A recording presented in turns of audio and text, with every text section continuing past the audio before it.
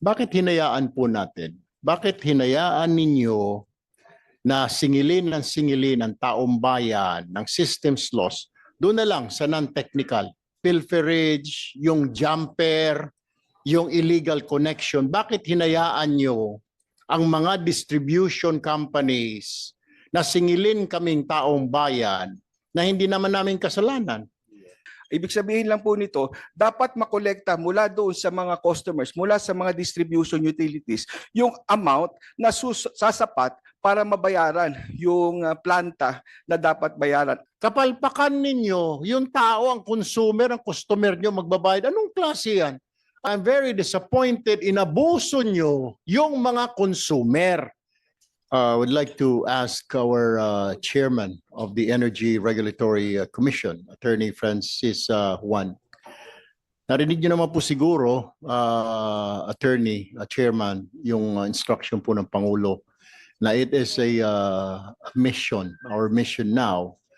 Pero I've been hearing after that SONA yesterday, past few days, na medyo mahirap, malaking malulugi, malaking kabawasan, pag inalis systems law, 60 billion, mawawala sa mga distributors, generators, etc. Your thoughts on this po?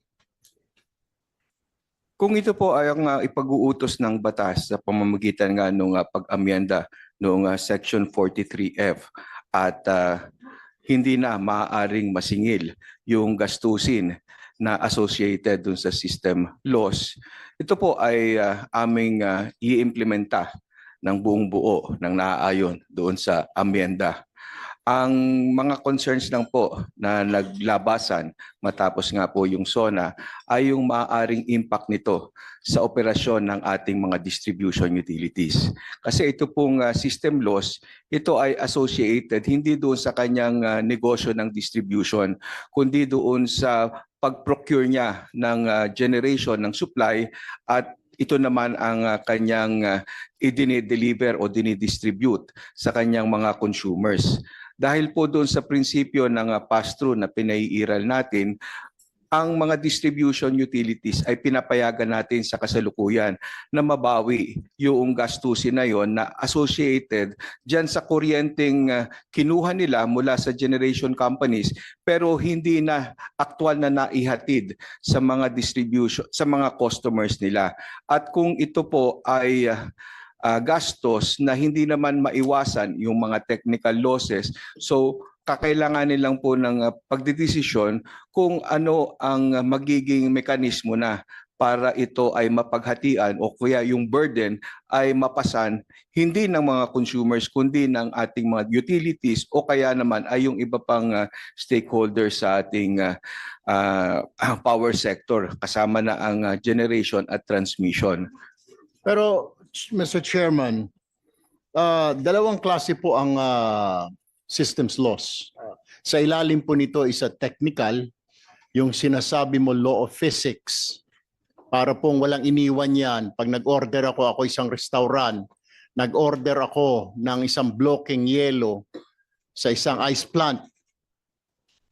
Pag dineliver po sa restaurant yun, lalo pag na-traffic pa, medyo natutunaw na po, bawas na po, di po ba? And that's law of physics. Pero meron din po ang non-technical ang systems loss. Ito po yung mga pilferage, ito po yung mga jumper, ito po yung mga illegal connection, na-charge din po sa taong bayan. And I believe this is not the problem anymore ng mga consumer. Dapat sagot na po yun ng distributor kasi ninakaw po sa kanya kinuha po sa kanya, wala pong iniwan yan. And I will cite you an example, siguro Mr.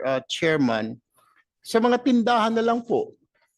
Yung nangyayari po na ngayon, nagja-jumper, may mga pilferage, di po ba? Para sa tindahan di po, may shoplifting. Kailangan ba i-charge na tindahan doon sa customer niya na susunod? Oy, na-shopliftan kami. Or internal theft, empleyado mismo yung nagnakaw, babayaran ng customer. So ito ho yung dapat pag-aralan din natin ninyo sa ERC kasi po pwede. I was reviewing this for the past 2 nights. Nakita ko po pwede systems loss po, doon po sa non-technical. Kasi po talagang hindi naman po law of physics yun eh. Hindi po nag-evaporate, di po ba? Will you agree with me na dapat hindi na po i-charge ito sa atin itong non-technical systems loss? Your thoughts? Opo, we agree to that na itong non-technical system loss, ito may bahagi dito na kontrolado ng ating mga distribution utilities. Maaring pag-ibayuhin nila ang pagbabantay sa kanilang distribution system at nang makita kung mayroong mga nagnanakaw, yung may mga illegal na connection. Pero po, ito nga din ang pinakaunang naging batayan doon sa RA 7832. Kaya ito nga pong system loss caps ay naunang nailagay dyan sa batas na yan dahil ang layunin talaga ng batas ay mas mapababa yung level ng non-technical system loss dahil ito nga pong batas na ito yung anti-pilferage. At nagkaroon lang ng pagbabago ito sa EPIRA nung sinabi na ang ERC na ang magdesisyon ng pagtatakda ng system loss cap pero nilagay doon yung mga batayan, yung mga konsiderasyon na aming dapat na sundin. Ito yung mga technical consideration. So parang lumalabas nga din po doon sa EPIRA na maaring tingnan itong non-technical system loss at magkaroon ng regulasyon para ito ay ma-minimize na ang pangongolekta sa mga consumers po. Thank you, Mr. Chair. Go ahead. Sen. Pwede na makasingit na, Mr. Chair, bago kasi ayoko lang iwanan. Maganda yung inopen niyo po.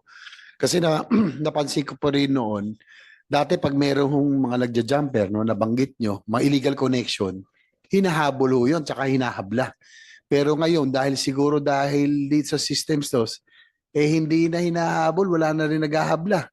Kasi nababawi na ng mga distribution electric companies yung nawala nila, pero dapat matuto dahil naalala ko po to, Mr. Chair, nung mayor po ako, nagtataka ako noon nung wala pa ito. Nagtataka kami bakit yung isang utility namin ang taas ng electric bill. So nung pinahanap ko sa engineering department namin, nung pinutol, yung buong barangay halos nawala ng kuryente. Pero hinahanap nun, inaalam natin. Kasi hindi dapat pasanin ng mga ibang consumer, halimbawa in this case, yung mga taxpayer ng San Juan, yung bagay na hindi sila ang gumamit. So yun ang tama ho yun. Kaya ako sumingit, Mr. Chair, dahil yung inopen nyo po, parang napansin ko, hindi na naghahabol ng mga nagja-jumper, mga nag-illegal connection, kasi nga po, nababawi na yata dahil sa system stores. Pero hindi dapat maging responsibilidad ng mga ordinaryong mamamayan na hindi nila ginamit. Thank you, Senator JV. And sa mga electric cooperative naman, Attorney Lee, you're from NIA, right? Di po ba parang 8 to 12% ang systems loss sa mga electric cooperative? Correct me if I'm wrong. And out of that, mas malaki po yung mga non-technical sa mga pilferage. Ang report po sa inyo are your findings. Non-technical, yung mga jumper, illegal connection, di po ba? Kung masaayos lamang po siguro yan ng mga electric cooperative natin, bababa din po ng halos 8% po yung siguro ng systems loss na yan. Tama po ba, Attorney Lee? Morning, Mr. Chair, and to the honorable members of the Committee on Energy. Yes, Mr. Chair. In fact, NEA is monitoring the system loss data submitted by our electric cooperatives. In that regard, generally, as part of the bill, the system loss, which is if reflected in the bill, generally is about 5%. However, the data submitted to the national electrification by our electric cooperatives across the country is verified by the ERC. At present, there is the clustering provided by the ERC through a resolution that identifies the different caps for specific, if I may mention, example for off-grid, the cap is 12%. That is the allowable. Now, if our electric cooperatives goes beyond the cap, then it is the electric cooperative that shoulders it. Pero still, Attorney Lee, I mean, to 12%, medyo malaki po yun, lalo na pag sa mga probinsya, no? Kung aalisin po yung non-technical, kasi ang malaking part po yata doon sa 12% cap na yun, nasa non-technical. Napaliwanag po sa atin yan ng ilang po mga engineer, kasi nga po, the reason why I learned about it, dalawang klase po pala yung systems loss, yung sinasabing non-technical or technical talaga na nag-evaporate lang because of physics. Pero yung non-technical, yun ang malaki-laki sa mga electric cooperative eh. Dahil kulang yung mga linya, may mga jumper. So kung aalisin po yung systems loss na yan, yung non-technical, malaki po ang kabawasan sa bill ng mga kababayan po natin sa mga probinsya. Di po ba? Yes, I agree with the observation of the committee chair. And that is why there is this attempt from the National Electrification Administration to segregate or identify which part of the overall system loss of an electric cooperative is technical and non-technical. Although admittedly, because of the long lines of the distribution lines of our electric cooperatives in the rural area, it also contributes to the technical loss. All right, thank you very much, Attorney Rosan Rosero Lee. We would like also to acknowledge the presence of our Senate President Win Gatchalian. Thank you. We move on. We will now hear from the remaining representatives of the utility sector, industry association, and consumer and advocacy groups who were unable to present during the first public hearing. We respectfully request all resource persons and representatives to please limit your presentations to 3 minutes kasi marami-rami po na mga kaharap po ninyo yan. Yes, limit their presentation to 3 minutes unless otherwise recognized by the chair for more detailed presentation. Go ahead, Senator Risa. Salamat, Mr. Chair. Bago lang po yung iba nating resource persons, follow up po dun sa unang topic. Sabi nga po and a quick observation, I agree na dapat iba ang treatment natin sa mga electric co-ops kahit sa usapin ng systems loss charge kumpara sa treatment sa private distributors for the simple fact na ang electric co-ops ay non-profit entities at sila po yung nagbubukas at unang nagsiserve sa mga missionary routes. So, but follow up po dun sa unang line of questioning, sinabi nyo nga po, Chair Juan, na kung ipag-uutos ng batas, itutupad ng buo ng ERC yung pagtanggal sa systems loss charge at yung VAT doon. Pero meron ng, sabi ko nga kanina, malinaw na policy direction na hiningi ang presidente sa amin dito sa Kongreso. So, Mr. Chair, gusto ko rin itanong sa DOE, parang mixed signals kasi yung naririnig in the past few days pagkatapos nung sinabing iyon ni Presidente sa SONA. So, aside from ERC, on the part of DOE, meron din po bang mga hesitation or even resistance on the part of the department o na naobserbahan nyo sa ibang mga stakeholders? Good morning, ma'am, and good morning, Chair. On the part of the DOE, we're in support, of course, of the directive of the President. That's why immediately the Secretary called for meetings with the ERC and the NEA on how to handle this. And we have learned that there are really some items that we need to discuss further so that we do not unnecessarily have a negative effect on the industry as a whole. So we have identified already, as mentioned, there are two different kinds of of systems loss, the technical and non-technical. And we do intend to work with the other agencies and the stakeholders in order to lessen these systems loss by infrastructure, collection efficiency, and by giving the assistance necessary to the ECs to be able to put up the necessary infrastructure in order to avoid these technical losses, ma'am. Thank you. And based, Mr. Chair, Yusek, on at least yung initial meetings, paano po ipatutupad at paano i-operationalize ng DOE iyang policy direction na sinet sa SONA? Actually, ma'am, initially, we would be giving instructions as far as the non-technical losses are concerned in order to give them the direction na they would have to be, as mentioned by the chair, to be more vigilant in watching out for the pilferage under the RA that has been passed in 2094. Maybe it's something that we have to also consider in this discussion.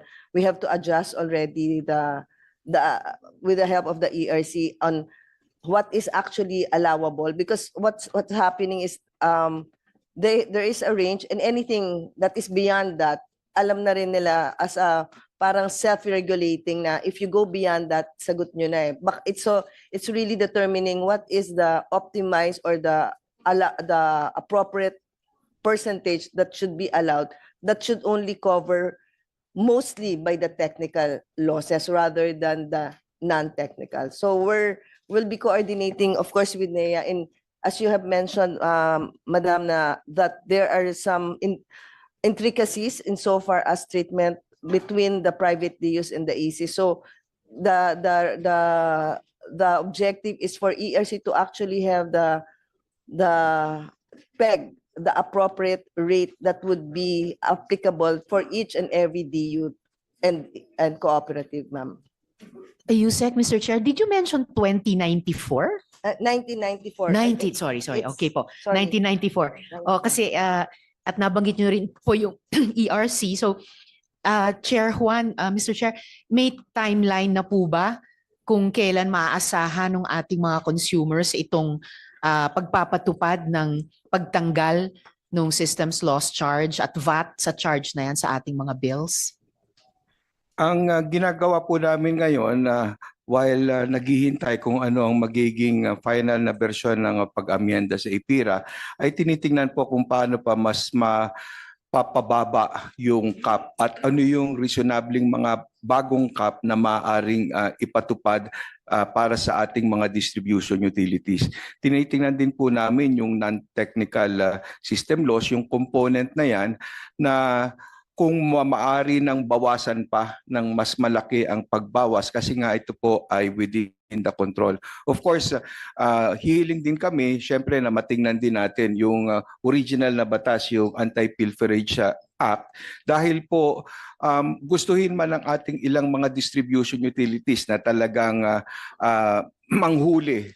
Pero po may mga proseso din kasi na sinusunod sa panguhuli nila at kadalasan kung meron silang isang mamali na pagsunod doon sa proseso na halimbawa ay yung pagsasama ng isang officer of the law doon sa inspection, that would lead to the discovery of the illegal connection. Kapag ka po wala yon, hindi po ma-penalize yung consumer na yon na nagnanakaw ng kuryente. So maaari din po tingnan natin yung batas na yon nang sa ganon ay magkaroon din naman ng kaukulang parusa doon sa mga consumers na nagnanakaw ng kuryente. Dahil po ang lumalabas din ngayon, ang ERC pa ang nagagamit para maproteksyonan itong mga ganitong klaseng gawain dahil po kung sila na ay hinahabol ng kanilang utility, ang gagawin lang po nila ay magpa-file sa amin ng consumer complaint at mahihinto na yung apprehension at yung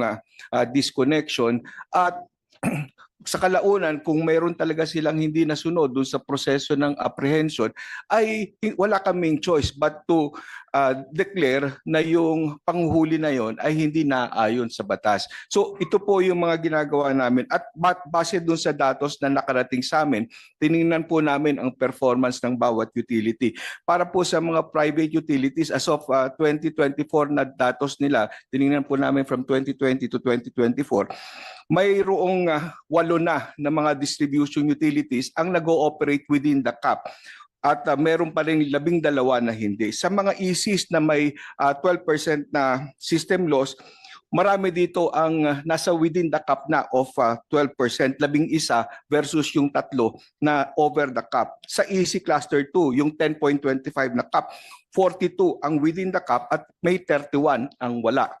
At doon sa EC Cluster 3 na 8.25 ang feeder system loss cap, mayroong 3 na within the cap at 4 na nasa labas. So ibig sabihin po, tinitingnan namin kung saan pa namin pwede na itong mga caps na ito ay mas mapapaba nang sa ganun ay habang naghihintay doon sa pag-amyenda ng batas na talagang magtatanggal na sa system loss, ay naibaba na natin kahit paano yung gastusin na ito ng ating mga consumers. Pero po, tinitingnan din namin kung ano pa yung mga nakapending sa amin na CAPEX applications. Kasi marami rin po na nung mga nakarang taon na nakapending sa amin na CAPEX applications ng mga distribution utilities na ang purpose ay patungkol sa pagpababa ng kanilang system loss. At kung ito ay aming maaksyonan at ang ating mga distribution utilities ay makapagsagawa nitong mga CAPEX projects na ito, ay mas mapababa nila. So ang apin pong iniisip ay kung ibababa natin o tatanggalin ng system loss, ay bigyan natin ng abilidad o resources ang ating mga distribution utilities para nang sa ganon ay makapag-operate pa rin sila viably at hindi maapektuhan yung serbisyo naman sa consumers. Well, Chair, Mr. Chair, bukod sa binanggit yung parusa sa consumers, kasi ngayon palang parusa na sa consumers yung taas ng presyo ng kuryente, later on po i-pursue ko yung matters ng tungkol sa technical systems losses bukod po sa non-technical systems losses at i-pursue ko na rin po mamaya yung usapin ng cap, including possible price cap sa tulong ng ating mga resource persons. So that's it for now, Mr. Chair. Itutuloy ko na lang po mamaya. Salamat po, Mr. Chair. Thank you, Senator Risa. Mabilisan lang po na question. I would like to get your opinion. Attorney Juan, Yusek Inocencio, Attorney Lee. Bakit hinayaan po natin? Bakit hinayaan ninyo na singilin ng taong bayan ng systems loss doon na lang sa non-technical? Yung technical, naintindihan ko po, law of physics po yun. Parang yelo, natutunaw.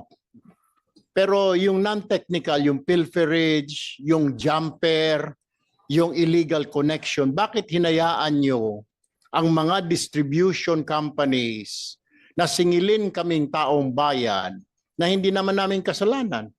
Na tayo ay pinaparusahan, yung isang consumer, dahil ninakawan si Meralco o si whoever it is sa distribution utilities, babawiin sa amin? Why did you not act on it? Why did you not do anything about it? For several years, ngayon lang po na-discover na meron palang ganito, na sinisingil kami ng systems loss ng non-technical dahil may pilferage, dahil may illegal metering, may nagja-jumper. Hinayaan lang po natin. What did we do something about it? Kung hindi pa nabanggit ngayon, kung hindi pa nabanggit sa SONA, kung hindi pa nagkaroon ng hearing itong Committee on Energy last week, hindi natin matatalisod ito. Bakit po nahinayaan natin? Parang we renege on our duties, di po ba? Dapat ho, trabaho nyo po ito na, teka muna, bakit nyo sisingilin distribution utility sa mga tao sa kapalpakan ninyo? Nag-illegal metering, nag-jumper, sisingilin nyo itong consumer na ito, paparusahan nyo itong consumer. Why is that? Why did we just let it go for several years? Can you explain that, Attorney Juan?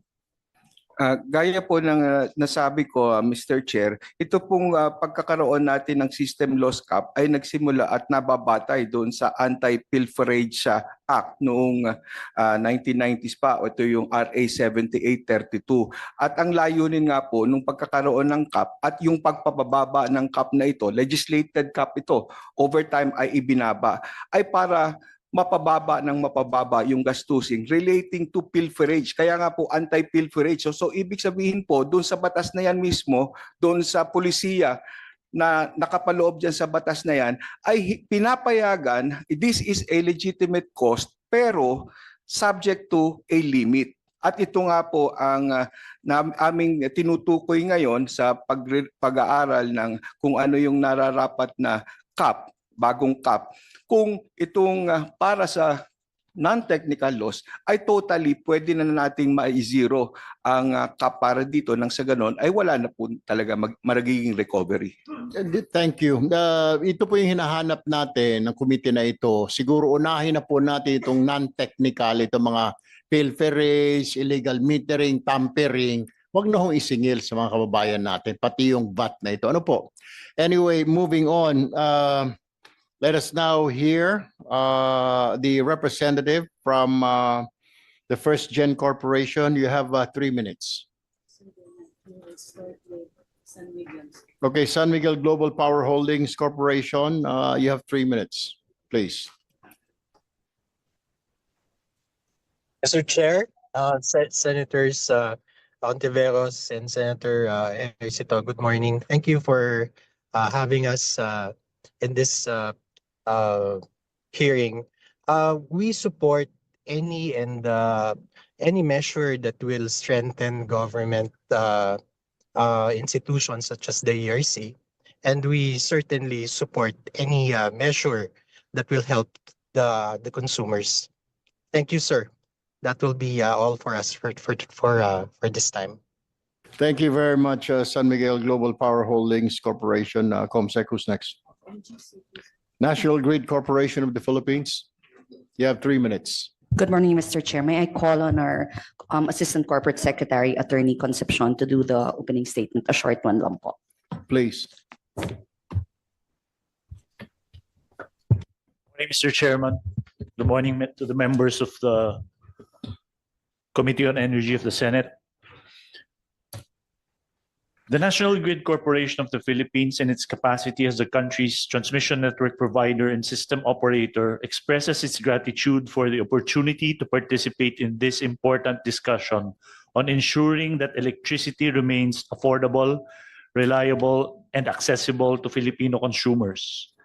NGCP fully supports efforts to enhance the performance of the Philippine electric power industry and strengthen the institutions tasked with safeguarding the public interest. As the operator of the transmission highway that connects power generators, distribution utilities, and end users across the country, we recognize that the stable regulatory environment, sound market design, and coordinated energy planning are essential in achieving energy security and economic growth. From our perspective, the challenges facing the power sector today are multifaceted. While the transmission network continues to expand and modernize, the sector must also address concerns relating to generation adequacy, investment certainty, regulatory efficiency, transmission permitting, right-of-way acquisition, and the timely completion of critical energy infrastructure. These factors collectively affect the affordability, reliability, and accessibility of electricity services. NGCP believes that reforms should be guided by the principles of transparency, competition, regulatory independence, operational efficiency, and consumer welfare. We likewise recognize the crucial role of the Energy Regulatory Commission in maintaining a fair, predictable, and responsive regulatory framework that balances the interests of investors and consumers while ensuring the continued development of critical energy infrastructure. As discussions proceed on proposed amendments to the Electric Power Industry Reform Act, including measures relating to market competition, cross-ownership restrictions, public ownership participation, and the strengthening of regulatory oversight, NGCP remains committed to providing technical inputs based on our operational experience as the nation's transmission service provider and system operator. Ultimately, our shared objective is clear: to ensure that every Filipino has access to reliable, secure, affordable, and sustainable electricity that supports national development and improves quality of life. Thank you, and we look forward to contributing constructively to the deliberations. Thank you, Mr. Chairman. I have one question, attorney. How come sa Visayas, sa may Cebu area, may binabayaran pa po ang mga consumer natin doon na parang nagre-renta ng linya dahil kulang daw. What do you call that, Attorney Lee from NEA? Meron pong ganun na line rental kasi daw po NGCP kulang po yung inyong infrastructure. Kaya nga po kayo nandyan, kaya binigay sa inyo, thinking, nagpaginawa ng privatize po yan, yung linya, marami kayong pero mo line rental, magbabayad pa yung tao, may babayaran na siya sa Cebu na systems loss, may babayaran pa na line rental. Problema ba ng consumer? Yung pati linya ng kuryente, babaya. Alam nyo ho, I'm very disappointed, inabuso nyo yung mga consumer. Kasi walang imik si Juan, si Maria. Can you explain that to us, NGCP? Pati line rental, sinisingil sa consumer? How? Please explain. Thank you, Mr. Chair. Just to clarify po, the line rental is actually a misnomer. Any line rental paid is not actually paid to NGCP, but it's the cost, it's a premium on electricity that is cost when a line is technically overbooked because there is a power plant that goes offline, so that sources from outside. But Attorney, island. parang it's almost every month sa mga power bills po na nakarating sa akin, nagsumbong po sa email ko yung mga tiga Yes. Cebu na they're paying for that. Sino po binabayaran nila ng line rental? It's a premium po on generation. Yun na nga po Kasi nga ang sinisisi naman ng mga sa generator, distributor, kulang po yung facility kaya nagre-renta dahil nagka-clog na raw dahil sa dami ng gumagamit. Ang tanong ho natin, bakit hindi ho ninyo dagdagan yung linya para wala na po tayong line rental? Diyos ko po, Panginoong kumbayan, meron ng systems loss, may babayaran pa siyang line rental, patong-patong na po yung binabayaran niya. Mr. Chair, natitrigger po yung line rental, quote-unquote, pag nagkaroon po tayo ng unplanned shutdown ng mga planta. Kaya po nagugulo yung balanse ng pagpasahan ng kuryente. Pag nag-off po yung isang planta na wala sa schedule, kailangan po tayong mag-source sa ibang lugar. Kaya doon po nawawala yung balanse. It's a little bit more pronounced po sa Visayas dahil puro isla po sila. So yung nagiging pangunahing sanhi ng line rental would be yung sa interconnections. So pag meron pong planta na nag-offline at kailangan pong kumuha sa ibang lugar, magkakaroon po sila ng premium on that other source. Pero hindi po sa NGCP na pupunta yung premium na yon. Okay, thank you, Attorney Alabanza. Attorney Juan. Thank you, Mr. Chair. Para lang mabigyan ng konting background dito sa issue ng line rental or line loss at saka congestion cost, ito na po yung tawag sa kanya ngayon, LLCC. Nakita po ng commission yan, yung problema na yan, a few years ago na noong nagsimula ang interconnection ng Mindanao at Visayas. Dahil nakita natin na sa tuwing na-reach na yung transfer capacity ng interconnection, yung HVDC na linya na yan, ay nagkakaroon ng pagkakaiba yung presyuhan sa Mindanao at presyo sa Visayas.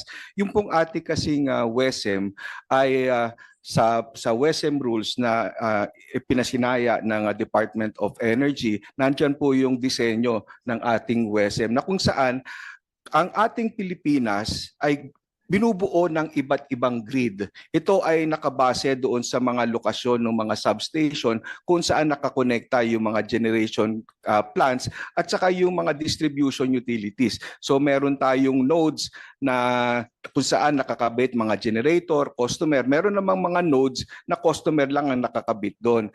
Dito po sa bawat node na ito ay nagkakaroon ng iba't ibang presyo. Ito po yung tinatawag natin na locational marginal price. At ito po ay naitatakda.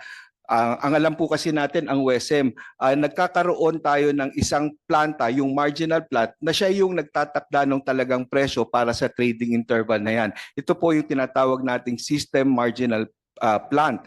At yung offer niya na nanalo, ito po yung system marginal price. Pero po, kada node ay hindi yan ang lalabas na presyo dahil ang susundin na presyo kada node ay yung locational marginal price na binubuo hindi lang ng system marginal price but kasama na dyan yung cost ng line loss at cost ng congestion. Ito po yung nabanggit ni attorney ng NGCP. So ang nangyari po dito sa Visayas, sa tuwing nagkakaroon, supposedly isa lang yung SMP at yung LMP ng bawat node nakabatay dyan sa SMP na yan.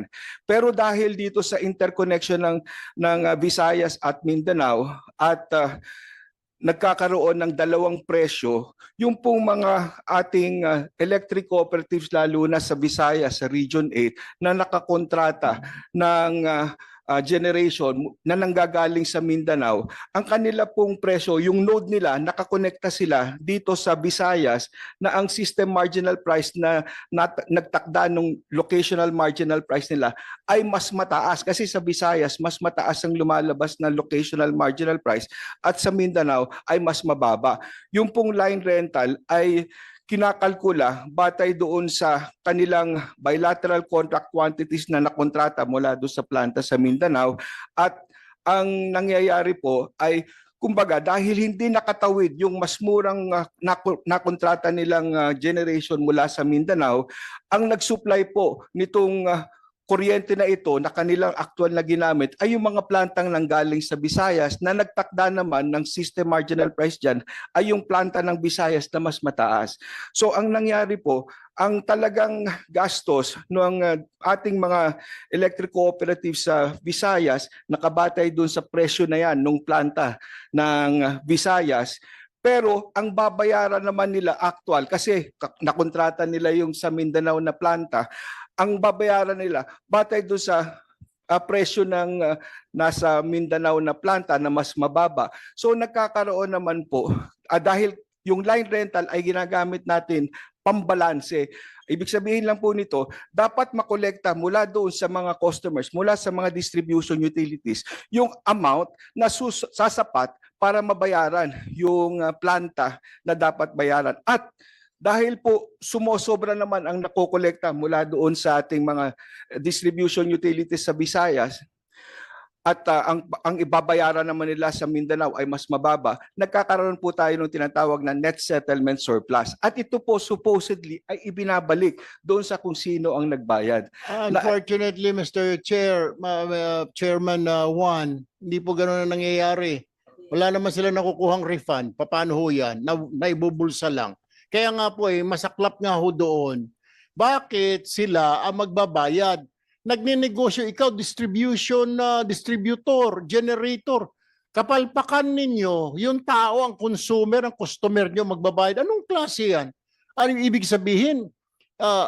Ayaw ninyo, whether you're distributor, whether you're the generator, ayaw ninyo mag-incur ng losses. Ang losses ninyo, sisingilin nyo sa taong bayan. Why do you allow that? Why do you allow that ERC? Why do you allow that DOE? Why do you allow that na National Electrification Administration? All the while, simple lang naman po. Wala akong alam dyan sa mga kuryente na yun, but listening to you right now, ito mga complaints na pumapasok ko sa amin, ang sigaw ng taong bayan, bakit po kami lagi sinisingil? Problema niyan, bumagsak yung power niya, kumuha siya doon sa kabila dahil mas mataas, so tataas din ang bill niya. Dapat hindi po, di po ba? Kung ano man yung single talaga sa kanya, yun lang. Kasi sasabi mo, maganda, may refund na ito. Hindi nga po wala nga akong refund. Yun ang masaklap doon na Attorney Juan. Opo, tama po yun, Mr. Chair. At yun nga yung tinutukoy namin kung paano aayusin yung alokasyon ng net settlement surplus. Nang sa ganun, kung sino talaga yung nagbayad ng mas mataas na line loss and congestion charge, sila yung mas malaking makukuhang balik noong surplus na yan na na-accumulate dahil nga mas mababa naman yung trading amount na kakailanganin para sa kabayaran ng mga generators na nag-supply ng kuryente nyon. Ito po ay nasa final na yung aming evaluation dahil po mayroong pending sa amin din na petisyon ang IMOP at ito po ay talagang aagarin namin ang aksyon para maayos na po yung nangyayari sa Visayas lalo na po. All right, thank you, Attorney Juan. Sana po maayos po ninyo sa lalong madaling panahon dahil parusaw talaga ito. Pabigat po ito. Ang dami ng pasanin. Lahat pinasa na po sa consumer. Lahat po, wala nang losses ang mga power generators. Walang losses ang distributor. Wala po Yung kanilang pagkalugi, sinisingil po nila yung consumer. Si consumer naman na walang kaalam-alam. Si consumer na kailangan niya talaga ng kuryente. No choice. You know, dapat po dati ang electricity is luxury. Di po ba? Pero ngayon ho, is a necessity. Whether mahirap ka, kailangan mo ng kuryente dahil yung anak mo kailangan mag-aral, yung anak mo may sanggol ka, kailangan ng electric fan, kailangan mo ng, hindi mo pwedeng paypayan lang yung baby mo maghapon. Ito yung siguro nasa isip pa rin natin na para tayo nung dekada 70, 80, na ang elektrisidad ay for luxury. Hindi po eh. It is a necessity now. Electricity. Para na rin po itong bigas. Para na rin po itong pagkain. Why do we have to do that? Lahat ipapasa natin sa taong bayan. This is very, very unfair. Anyway, Comsec, who's next to present? Oriental Mindoro Electric Cooperative, you have 3 minutes.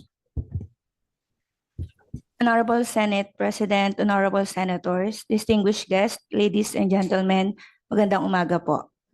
On behalf of the Oriental Mindoro Electric Cooperative, I extend our sincere gratitude for giving us the opportunity to present the realities faced by our electric cooperative and the people of Oriental Mindoro.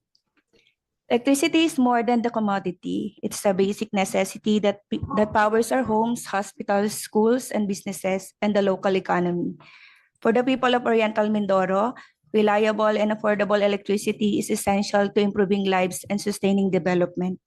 However, as an off-grid electric cooperative solely distribute power in the province of Oriental Mindoro, serving more than 200 member consumers, ORMECO operates under conditions that are fundamentally different from those other utilities connected in the national grid. Our recent experience has shown how vulnerable isolated power system to fluctuating RE generation, fuel supply disruption, delays in the implementation of power procurement and projects, regulatory bottlenecks, and rising generation costs. These challenges resulted in prolonged dependence on expensive emergency power, increased electricity rates, and financial strain on both ORMECO and our member consumer owners. Despite these difficulties, ORMECO remained committed to ensuring that electricity continued to reach every household and businesses in Oriental Mindoro.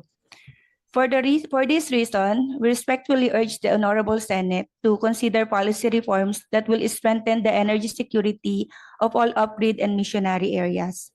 First, we respectfully recommend the establishment of an energy security framework for off-grid electric cooperatives. This framework should include contingency planning during RE fluctuating generation, fuel security measures, emergency financial assistance, and strategic support during crises like this, to ensure that electric cooperatives can continue delivering power without placing entire financial burden on consumers. Second, we seek your support in streamlining regulatory approvals. During a power shortage, every day of delay in approving power supply agreements, interconnection, testing, and commissioning means another day that consumer rely on costly emergency generation.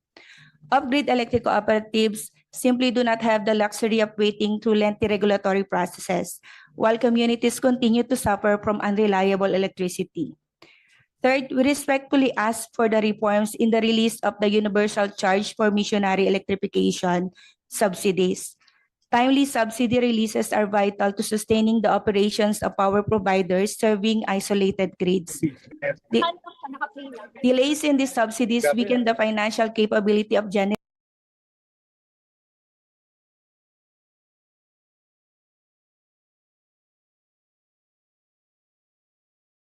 ORMECO and fast-tracking the regulatory approvals necessary to bring new generating facilities into operation.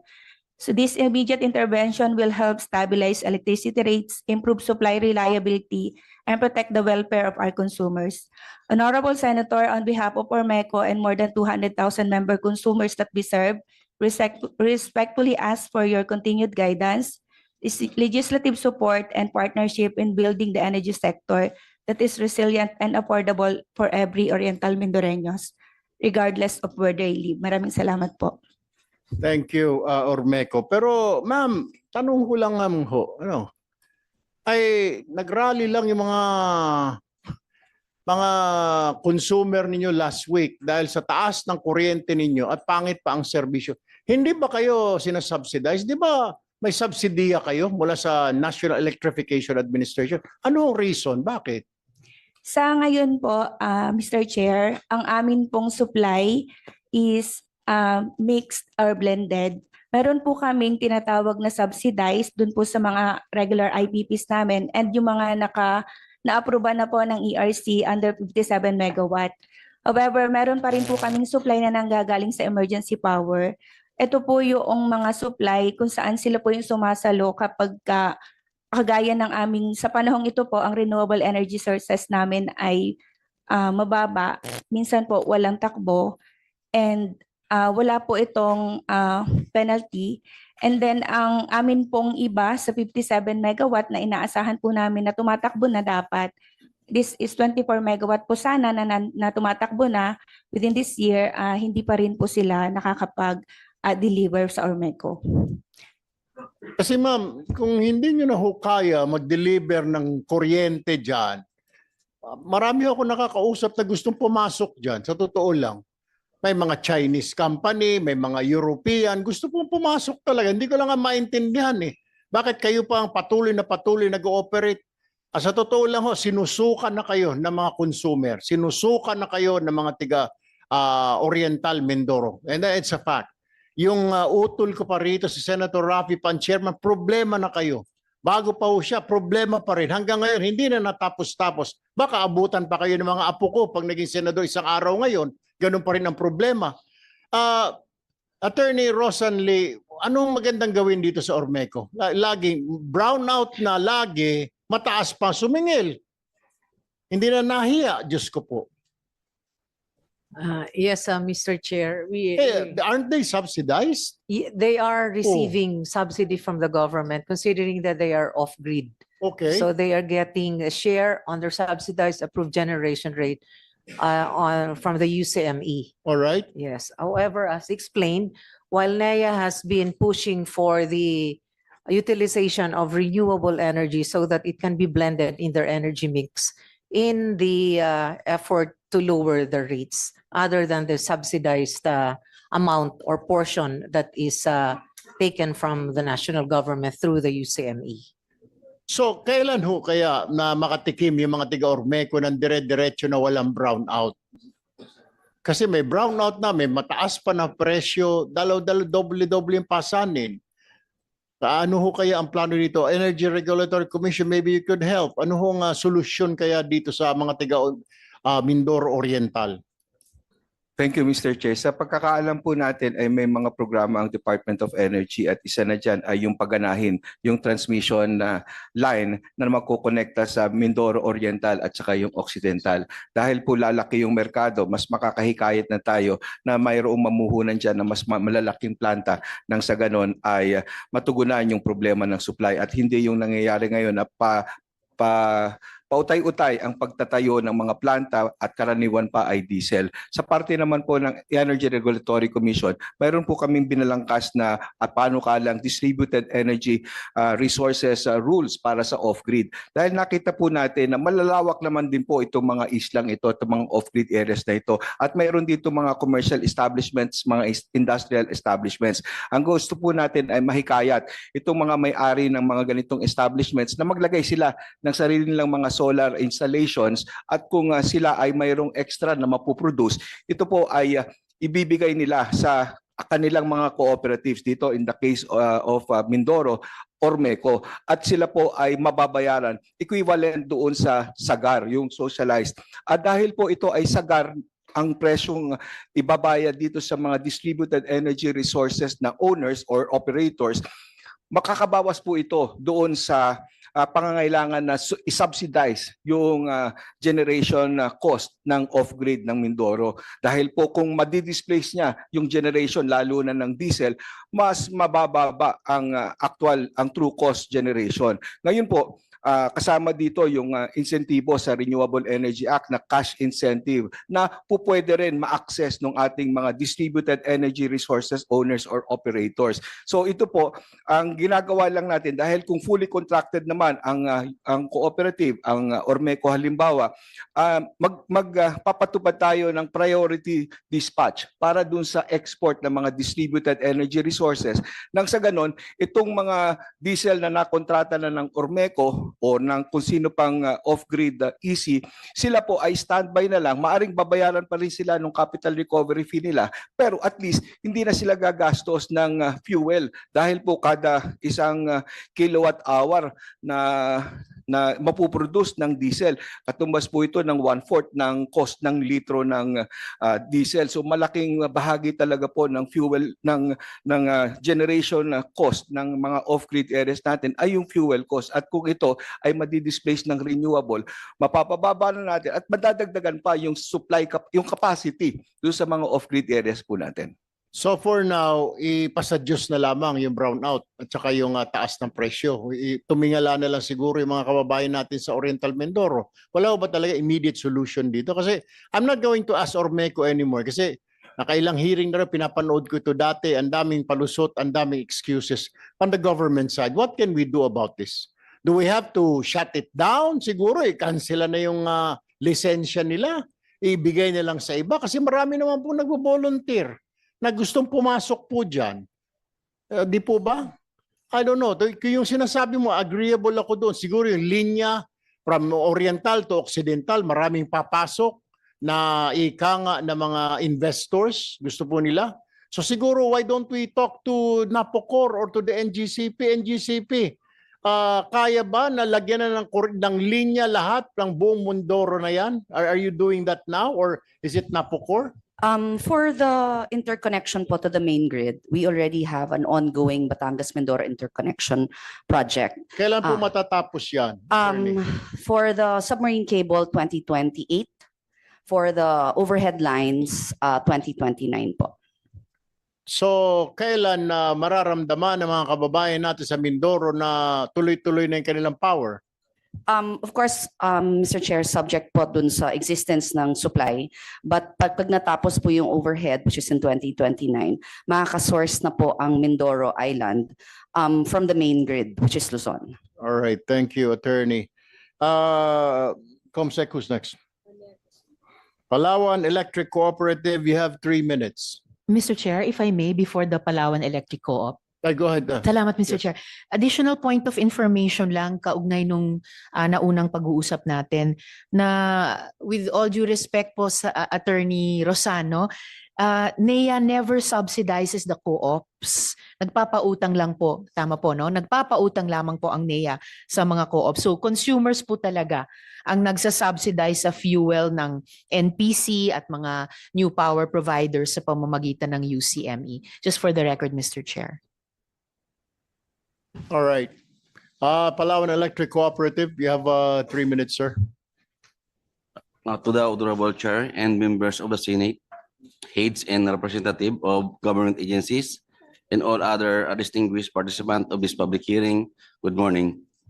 On behalf of our General Manager, Engineer Res L. Contrivida, I am Engineer Rogelio G. Bailon Jr., the current Manager of Paleco's Corporate Planning Department. The Palawan Electric Cooperative, or Paleco, expresses its support for Senate Bill number 1950, 2109, 346, 367, and 63.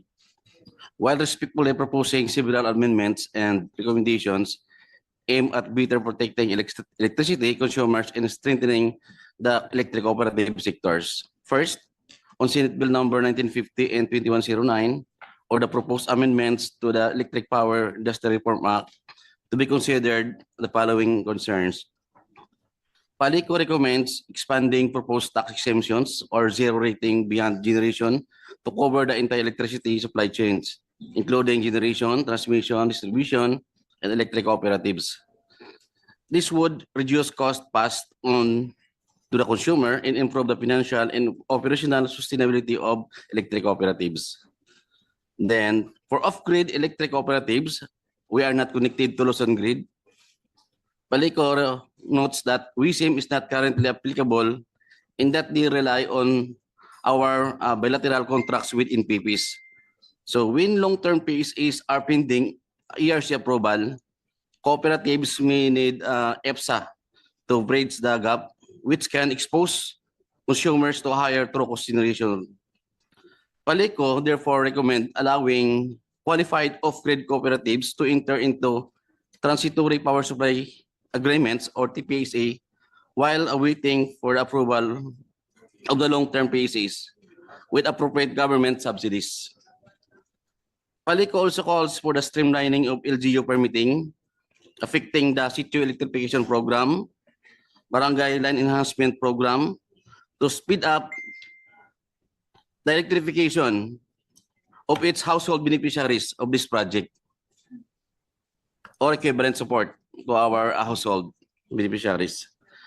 Then, for renewable energy projects under the COECSP, Paleco recommends to increase the 10 megawatt allocation for electric cooperative with an allocation based on its cooperative's forecasted demand to lower down the effective rates and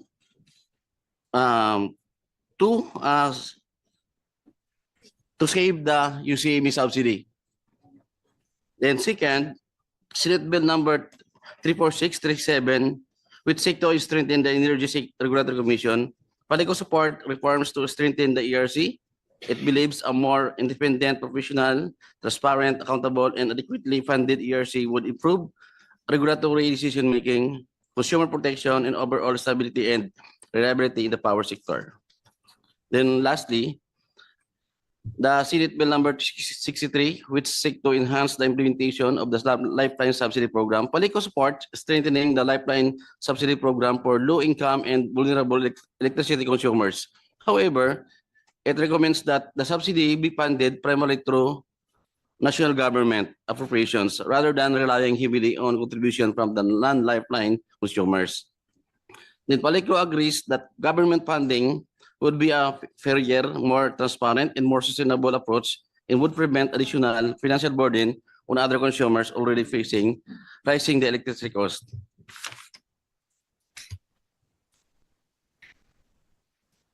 Then regarding system loss, Paleco has done its best to keep system loss at a single-digit level. We are willing to follow any law or policy that will help lower electricity costs and make power more affordable for our consumers. Our only request is for our regulating agencies to provide clear guidance on how these laws should be implemented. This will help ensure that we can comply properly without affecting the financial stability of the electric cooperative and our ability to continue providing service. So in closing, Paleco remains committed to supporting policies that promote affordable, reliable, and sustainable electricity service, protecting the interests of our consumers, and strengthening the electric cooperative sectors. Thank you very much and good morning ulit. Alam mo, Engineer Rogelio Bailon, habang nagsasalita ka, yung mga kaibigan ko at kamag-anak sa Palawan nagtitext at natatawa lang sa pinagsasabi mo. Kasi, alam niyo naman, siguro pag pumunta ako doon, pag dumadalaw ako, 3 days, 4 days, walang araw na hindi 3 days na hindi nag-brown out. Kaya ang ginawa ko po yung sa opisina ko po doon, pinalagyan ko po ng generator dahil wala po akong tiwala. And did you know, kaya po hindi umasenso ang Palawan, wala po nag-i-invest because brownout po lagi. Yung mga kumpanya, yung mga hotel na gustong pumasok, kailangan nilang maglayay ng mga generators po. Maingay po yung generator. Wala po silang maasahan. Lagi na lang po brownout. Tapos para di kayong Ormeco. Brownout na sobra-sobra, tapos napakataas pa ng singil. Sinasabi nyo kanina, puro yung tinutulak nyo yung problema sa gobyerno, ganito, ganon. Tinutulak, parang wala kayong gagawin. Lahat inasa sa NEA, inasa sa ERC, wala man lang kayong gagawin. Kayo ng dalawang, hindi porket off-grid kayo, wala na magagawa. Bakit may mga probinsya naman ng mga off-grid? Mga panay na yan, hindi naman panay-panay ang brownout. O Iloilo. Bakit kayo, Mindoro, Palawan, mga notorious sa brownout? Kasi ba, hindi nakakarating ang sumbong ng mga tao doon, mga kababayan natin. Aba, kung hindi naman po ninyo kaya, marami pong gusto mag-invest. I believe yung NGCP, gusto nilang magtayo po ng linya dyan yata. Did I hear it right, Attorney Alabanza? I heard from some of your executives, they're willing to put up lines, yung independent na linya from north to south, from Taytay all the way to Batarasa, para magkaroon lang ng linya, tapos para pumasok, maraming investors na gustong pumasok. Yes, Mr. Chair, for so long as we have regulatory and legal support, we will be, of course, willing. You see that? Hindi ho kasi kayo nag-e-effort. Inasa nyo na lang lahat sa agency, ERC, DOE, NEA. Total, may subsidiya, pero yung sinasabi nga ng Senadora Risa, subsidiya pala. Tao pala nagsusubsidiya sa inyo. Nagpapautang ang NEA. Diyos ko po naman. I don't know. Kung hindi na ninyo kaya, ibigay nyo lang sa iba. Marami hong gusto pumasok sa maglagay ng kuryente, Paleco or Meco. Okay, who's next? Comsec. Peninsula Electric Cooperative, you have 3 minutes. Mr. Chairperson, sir, and to all the honorable members of the committee, as well as the guests in today's hearing, good morning. As one of the frontline stewards of electricity distribution, Penalco welcomes reforms aimed at strengthening regulatory mechanisms, enhancing rate transparency, and easing the cost of living for Filipino families. With this in consideration, allow me to present Penalco's ground-level operational experience. Una po sa issues sa tumataas na singil po ng kuryente. Sa kasalukuyang instruktura po ng energy billing sa Pilipinas, consumers po ang sumasalo sa market-driven costs, lalo na sa aspeto po ng generation. Kaya po anumang pagbabago sa presyo ng kuryenteng ginagamit ng mga consumers na binili ng mga distribution utility mula sa generation company ay direkta pong naipapasa bilang isang exact pass-on cost. Ibig pong sabihin, wala pong idinadagdag na tubo ang mga electric cooperatives dito. Ang halaga po ng kuryente, particular na ang base load supply, ay lubhang naapektuhan ng mga hindi makontrol na macroeconomic factors gaya ng consumer price index, foreign exchange rates at global coal prices. Bukod pa po rito ang mga structural vulnerabilities tulad ng kakulangan sa power supply, unplanned outages, problema sa transmission lines at line congestion ay lalo pa pong nagpapataas sa generation at replacement cost. Katulad po ng lahat ng distribution utilities, ang mga power supply agreements po ng Penelco ay dumadaan sa pagsusuri at inaaprubahan po ng Energy Regulatory Commission.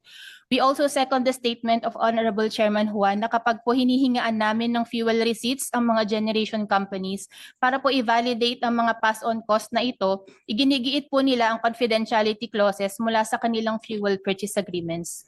Sa isang standard na bill po ng kuryente, nasa 75% ang napupunta sa generation at transmission, habang 15% ay napupunta sa government charges at taxes. Katunayan na malaking bahagi po ng retail power rates ay dulot ng external cost at mga electric cooperatives ay nagsisilbi lamang pong collection agent na walang nakukuhang anumang financial benefit mula dito. Sa katunayan po, tanging nasa 10% lamang ng bill ang naiiwan sa mga electric co-op para sa operation and maintenance po nito sa pamamagitan ng distribution, supply, and metering charges at reinvestment fund for sustainable capex. Unfortunately po, ang mga nabanggit na distribution at reinvestment rates ay hindi pa po gumagalaw o naa-adjust simula pa po noong taong 2010.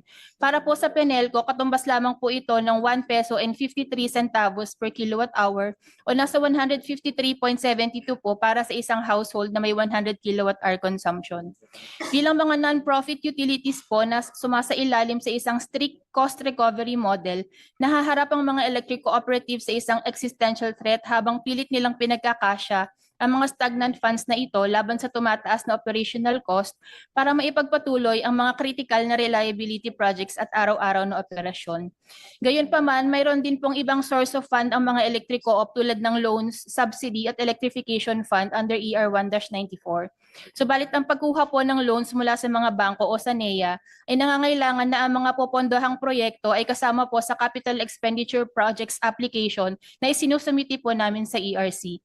Bukod po dito, ang amortization para sa mga loans na ito ay kukuhanin din lamang po sa RFSC na sinusuportahan ng DSM. Ibig sabihin po, ang mga loans po na ito ay para sa mga project o capital expenditure na hindi nagpapasok ng revenue sa mga electric cooperative. Patungkol naman po sa issue ng reliability, sa kabila po ng mga financial constraints na ito, ang PENELCO ay nag-ooperate ng maayos sa loob ng safety margins na mahigpit na itinakda ng ERC para sa unplanned interruptions. Ang unscheduled SAIFI o interruptions per customer po ng PENELCO ay nasa 3.24 lamang kumpara sa allowable ERC cap na 20, habang ang unscheduled SAIDI o duration nito ay nasa 254.9 minutes naman po kumpara sa ERC cap na 2,700 minutes. Habang ang system loss naman po ng PENELCO ay nasa 4.96% noong taong 2025 kumpara sa 8.25% na cap para sa cluster na kinabibilangan po ng PENELCO. Upang pagbigyan prioridad po ang mga long-term stability at efficiency, nadagdagan po ang mga planned outages ng PENELCO noong taong 2025 upang maisagawa ang mga proyektong inaprubahan ng NEA at DOE sa ilalim po ng aming Distribution Development Plan. Ang targeted modernization push po na ito ay isang mahalagang investment upang palakasin ang distribution system ng PENELCO laban sa mga future unscheduled failures. Lahat po ng scheduled outages ay naka-optimize at tinitiyak po na ang lahat ng posibleng maintenance at upgrading works ay ginagawa ng sabay-sabay upang masiguro ang mataas na productivity sa oras po ng downtime.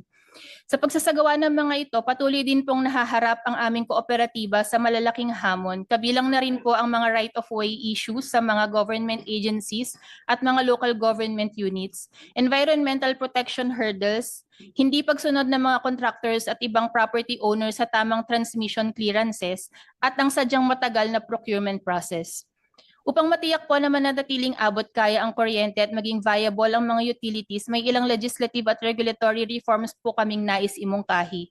Una po, ang pagpapatupad ng VAT zero rating sa power generation ay magbibigay ng immediate at tangible relief sa mga consumer nang hindi nahihirapan ang operasyon ng mga utilities. Pangalawa po, may critical na pangangailangan para sa streamlined at napapanahong rate reset proceedings upang ma-rationalize ang stagnant na DSM at RFSC rates nang sa gayon ay sumalamin ito sa tumataas na gastusin. Isinusulong din po namin ang pagpapalakas sa Energy Regulatory Commission sa kondisyong mapanatili ng mga regulatory bodies ang sole and non-duplicative jurisdiction at mayroon po sanang kahit isang ERC commissioner na may actual na operational, technical o executive background sa loob po ng electric cooperative sector. Bukod po dito, ang pagtatakda ng mahigpit na statutory action windows para po sa ERC approvals ng CAPEX at PSA. Ito po ay napakahalaga para maiwasan ang delay sa grid modernization. Ang anumang state subsidies po ay kinakailangan din para may sapat na pondo mula sa gobyerno o maisama po sa General Appropriations Act upang hindi ito maipasa bilang unrecoverable financial burden sa mga distribution utilities at customers. Legislatively, dapat pong linawin din sa Kongreso ang Section 57 ng EPIRA upang masiguro ang perpetual exemption ng mga electric cooperatives mula sa income, franchise at local taxes. Finally, ang mga panuntunan sa net margin utilization ay dapat din pong i-align sa rules for setting electric cooperatives wheeling rates na sa halip na isagawa ang 50% flowback mandates bilang pagkilala na ang mga margins mula sa other related business activities ay ginagamit na rin po ng mga electric cooperatives sa pagpopondo po sa mga capital expenditures. PENELCO remains a steadfast partner of the national government in advancing a resilient, transparent, and equitable energy landscape. Your Honor, Sir, PENELCO formally manifests that it has submitted its position paper regarding the other Senate bills currently under review by this committee. We respectfully urge the Senate Committee on Energy to integrate these vital recommendations into the amendatory bills, ensuring our legislative framework truly safeguards both the structural integrity of our utilities and the long-term welfare of the Filipino consumer. Thank you po and good morning. All right, thank you, Ms. Rene De Los Reyes, right? Okay. Ay, meron lang pong sumbong dito, dumating at tinext po sa akin, taga Balanga, Bataan siya. Pakitanong po sa PENELCO, ang ilaw lang po ang bukas sa amin. Halos walang tumitira. Walang sira ang aming metro. Wala kaming appliances. Bakit 4,000 ang singil? Napakataas para sa naging consumption. Sir, para po sa mga ganitong mga instances po, ang patuloy naman po namin ina-advise sa mga customers namin na pwede po silang pumunta sa mga office po namin kasi meron din po, aminado po kami na may mga pagkakataon po talaga na nagkakaroon ng pagkakamali sa pagre-reading. Pero ang mga pagkakamali naman po na to ay kino-correct naman po namin, Senator. Magpunta lamang po sila sa mga offices po Ang namin. problema, ma'am, hindi po lahat ng tao walang trabaho. Paano makapunta sa opisina ninyo kung may trabaho? Paano kung yung tirahan niya doon, ibakasyonan niya lamang?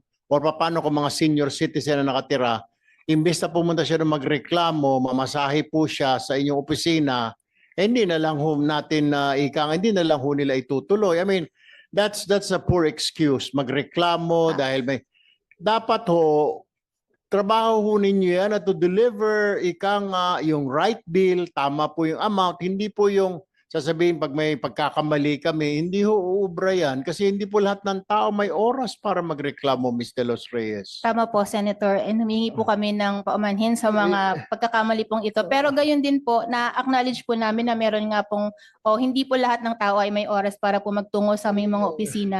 Meron din po kaming mga email addresses na pwede po nilang pagpadalhan ng kanilang concern. Gayon din po, meron na pong dinedevelop na mobile app po ang Penelco para po doon na po nila ma-submit po yung kanilang mga concerns. Okay. Isa pang katanungan, kayo din ho yung papatakbo ng kuryente sa Morong, di po ba?